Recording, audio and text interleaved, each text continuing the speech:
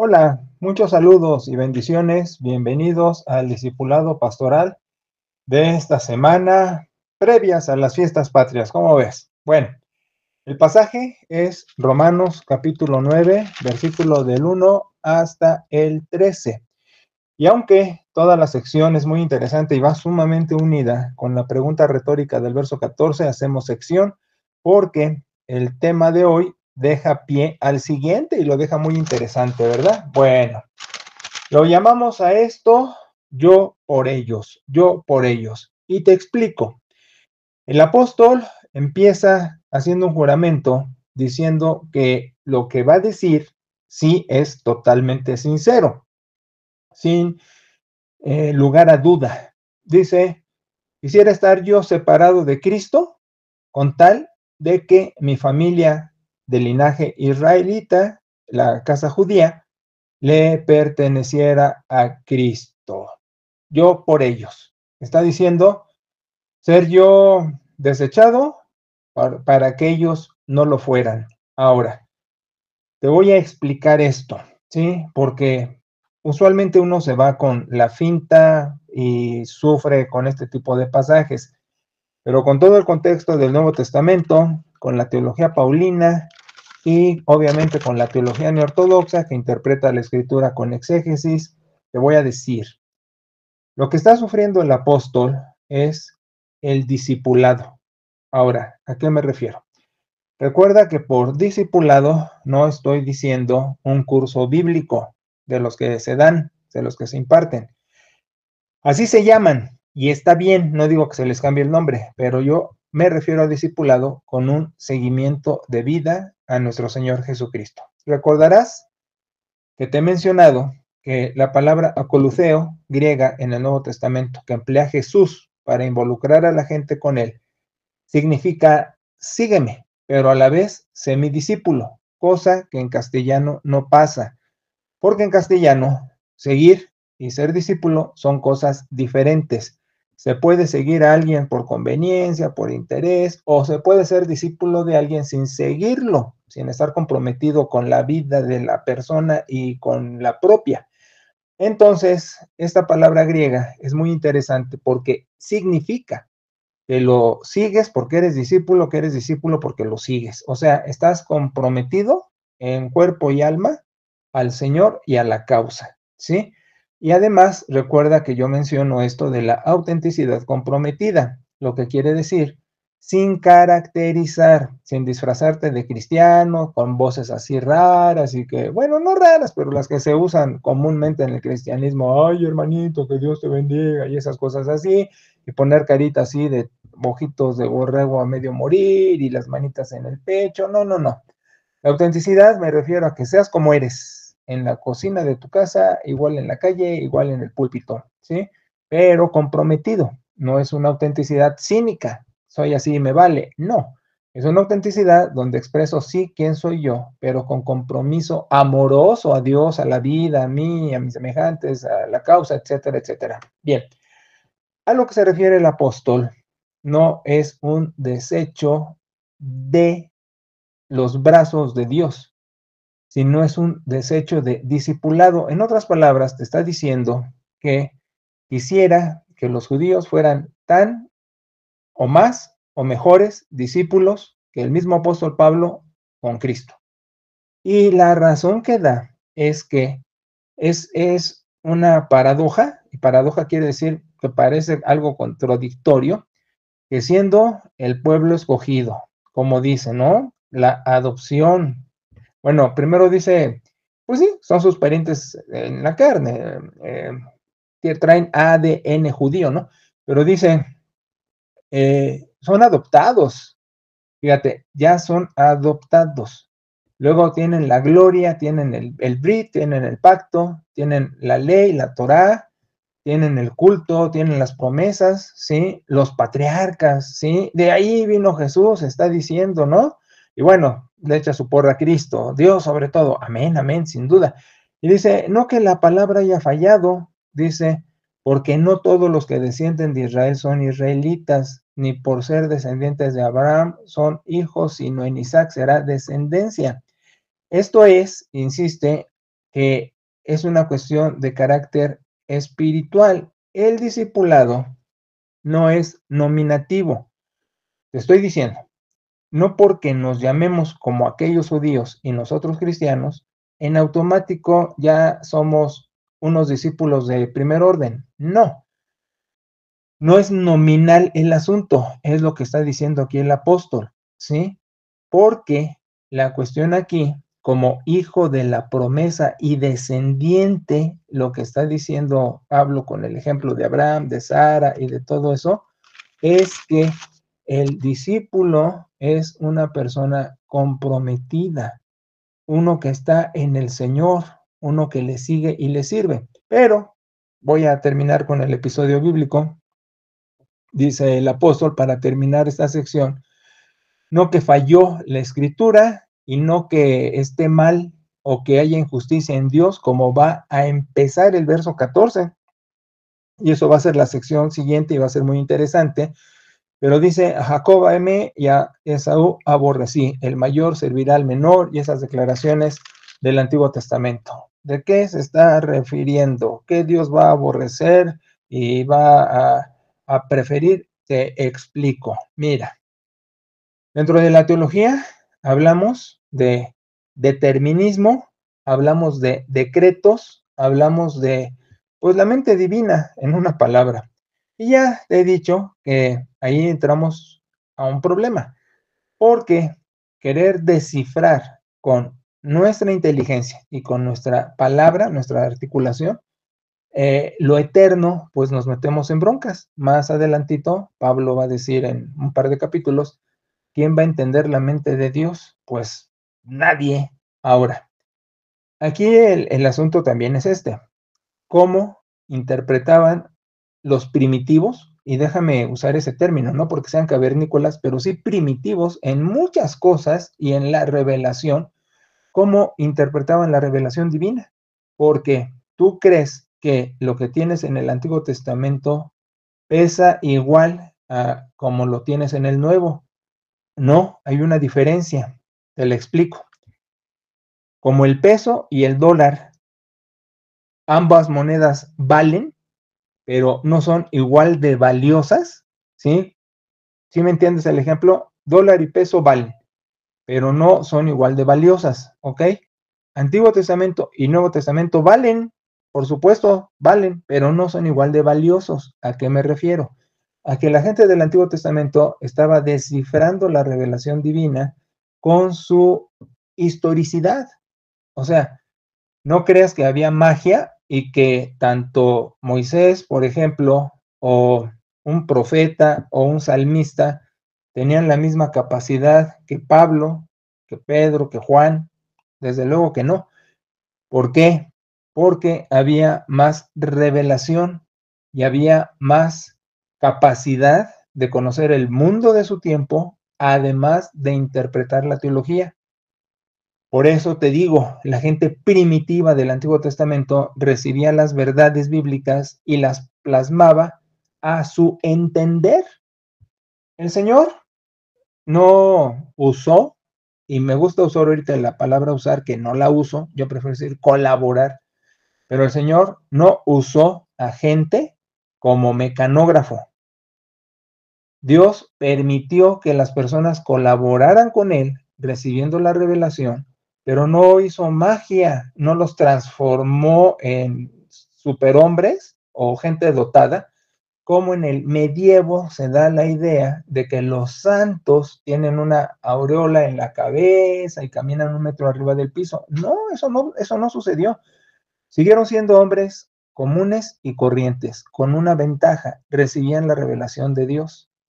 Llegaba a sus cabecitas y la plasmaban por escrito y en tradición oral, pero la plasmaban por escrito como mejor podían, como mejor entendían el mundo, como mejor tenían los recursos a su alcance para plasmar una verdad divina. Si hoy día un mensaje cuesta, imagínate en aquel entonces. Si hoy la simple lectura de la escritura a veces cuesta, imagínate en aquel entonces. Ahora, ¿a qué me refiero? Me refiero, por ejemplo, a que en un mensaje uno tiene una intención de lo que dice. Por eso a mí me pone muy triste que la gente diga, lo que yo entendí. No, no se trata de lo que tú entendiste. A ver, en la escuela, primaria, secundaria, prepa, universidad, el profe no acepta en tu examen que le pongas lo que yo entendí. O sea, quiere que pongas por escrito lo que te enseñó, lo que leíste. Entonces, ¿por qué en el cristianismo salimos con la cuestión subjetiva de lo que yo entendí? No, no se trata de eso. Un mensaje lleva una declaración. Lo que yo te estoy declarando hoy es yo por ellos. El apóstol dice, preferiría estar yo desechado que en los judíos. Está claro, no es que, a ver qué entiendo, te lo estoy diciendo con toda claridad. Igual, lo por escrito. La gente lee y no puede decir en un contrato, en un acta notarial, ay, pues yo entendí. No, ahí está por escrito bien clarito, ¿no? Igual en la Biblia, pero la gente lee con prejuicio la Biblia. Lo hice el domingo, les dije, ¿qué dice el texto? Y me contestan esto. No, lee qué dice el texto. Luego contestan, que Dios me ama. Sí, pero es un prejuicio que antepongas palabras a lo que dice el versículo. Lo que decía el versículo es, Cristo intercede por mí, no decía Dios me ama. Entonces, ¿por qué contesta la gente Dios me ama? Porque prejuiciosamente, sin leer, sin lectura de comprensión, sin entender que leyeron, ya están contestando automáticamente. ¿Ves? Entonces, ese es un serio problema en el cristianismo, que la gente ya está tapada prejuiciosamente para contestar a priori sin darse cuenta de lo que leen o escuchan. Ahora, yendo de vuelta a la gente primitiva que recibe revelación y que la pone como mejor puede a lo que entiende en su tiempo con sus recursos, su inteligencia, su capacidad, su conocimiento de Dios, las culturas alrededor, el sincretismo, las culturas que pueden contagiarlo alrededor, etcétera, etcétera, pues lo va a poner de la mejor manera, ¿sí? Por eso tú ves en el Antiguo Testamento un Dios más airado y en el Nuevo Testamento ves un Dios más templado. No es que sean diferentes dioses, lo que sucede es que así lo veían en el Antiguo Testamento. Era la interpretación de la gente primitiva. Ahora, conociendo eso, puedes sacar las verdades bíblicas del Antiguo Testamento que son valiosas, pero no tienen el mismo valor que las del Nuevo Testamento. Por eso usamos el Nuevo Testamento para interpretar el Antiguo. Si no, estaríamos confundidos con el legalismo, con la ley, todo lo que está depurando el apóstol Pablo. ¿Ok? Bueno, ya con todo este rollote, lo que dice el apóstol, que agarra el Antiguo Testamento, donde vienen esas declaraciones que a uno ama, a otro aborrece, no es que el Señor haya aborrecido, es que en la colaboración con Él, la gente está disponible para su discipulado. Mira, te lo voy a decir de otro modo. Aquí participa el que quiere y el que no, no. Es como en la iglesia. A mí todavía me llama la atención que después de varios años todavía no me conocen. En la iglesia participa todo el que quiere. Alguna vez me preguntaron, ¿por qué participaron? Porque estaban disponibles. ¿Y por qué no participó? Porque no estaba disponible, porque no quiso, no supo o algo. ¿Me explico? Lo que estoy diciendo es, a nadie se le coarta, a nadie. Yo quiero hacer haz, a nadie se le inhibe iniciativas. Yo propongo esto adelante.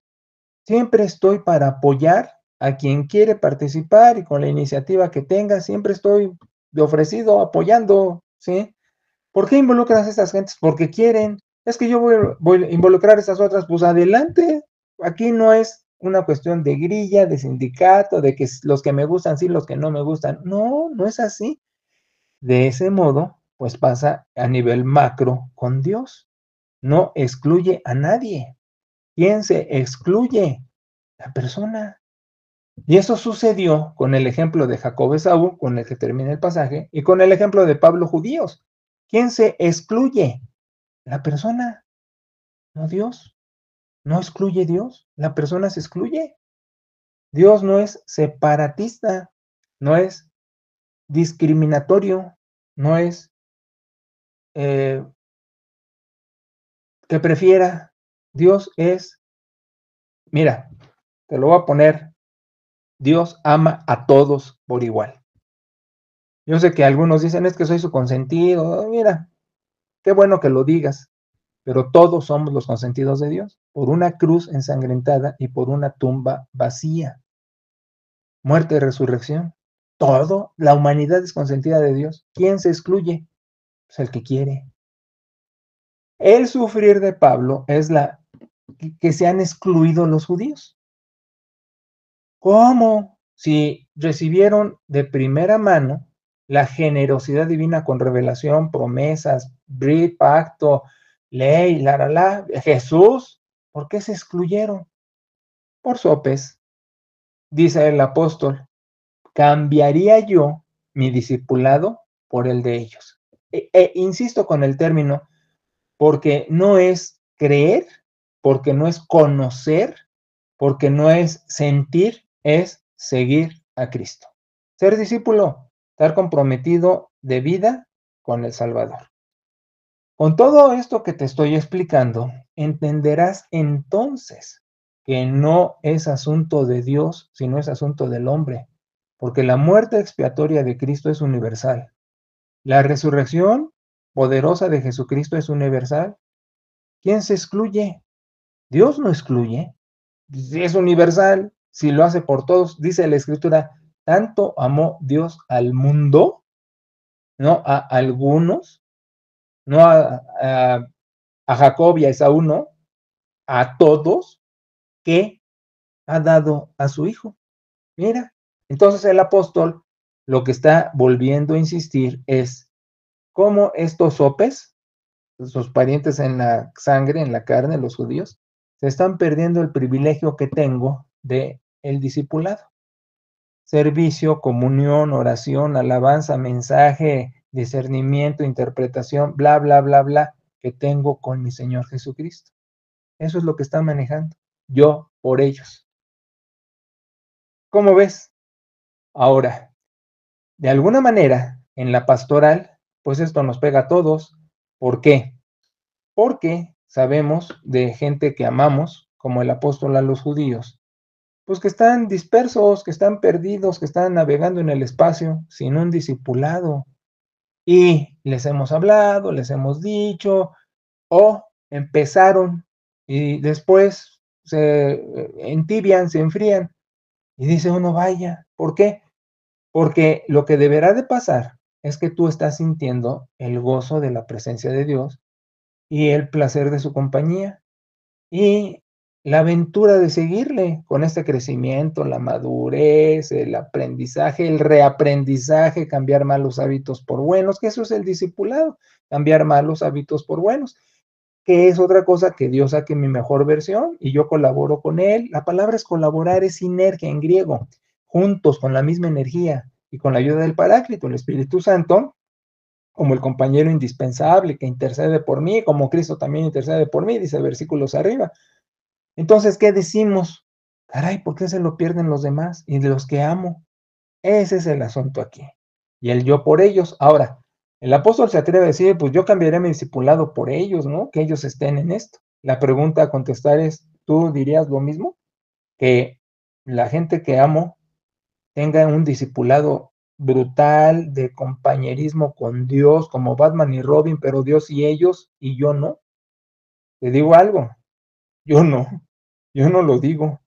Yo diría, no yo por ellos, sino diría yo con ellos o ellos juntamente conmigo, porque pues el burro va por delante diciendo yo, ¿no? Pero así suena así. Yo diría, mejor mi familia, la gente que quiero, amigos, pues que estén en el mismo discipulado que yo. Y para ello, pues yo debo tener un discipulado bueno, ¿no? Un seguimiento a Cristo comprometido, auténtico, echándole ganitas y que ellos pudieran tenerlo. Yo diría, porque pues no tengo la estatura del apóstol y si yo no la tengo, pues yo creo que tú tampoco y no por dármelas de mucho, pero pues tengo muchos años en esto, en el servicio, no como cristiano.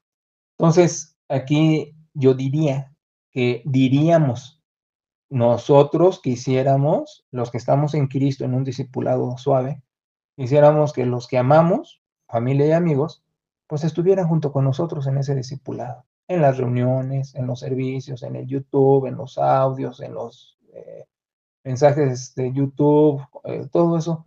Quisiéramos que estuvieran igual en sus ofrendas, en su testimonio, lo quisiéramos. Pues yo creo que hay que pedirlo. Pues aquí el apóstol al fin dice, pues yo cambiaría, yo diría, yo no lo cambio porque pues no es por ser egoísta, pero imagínate, yo no quiero perder mi discipulado, me ha costado muchos años el seguimiento y muchas cosas. Yo diría que lo hiciéramos por ahí. ¿Cómo ves? El apóstol lo puede hacer de ese modo. Un aplauso al apóstol. Nosotros diríamos, ¿sabes qué, Señor? Ayúdanos a que los que amamos como familia o amigos tengan un discipulado mejor, nos acompañen en un seguimiento a nuestro Señor Jesucristo, en iglesia, en comunión privada, en comunión comunal, en testimonio y en el gozo de servirte. Que sea nuestra oración, ¿cómo ves? Y así terminamos esta emisión, listos primeramente Dios para la siguiente, que Él nos preste vida y salud. Pues muchos saludos y bendiciones.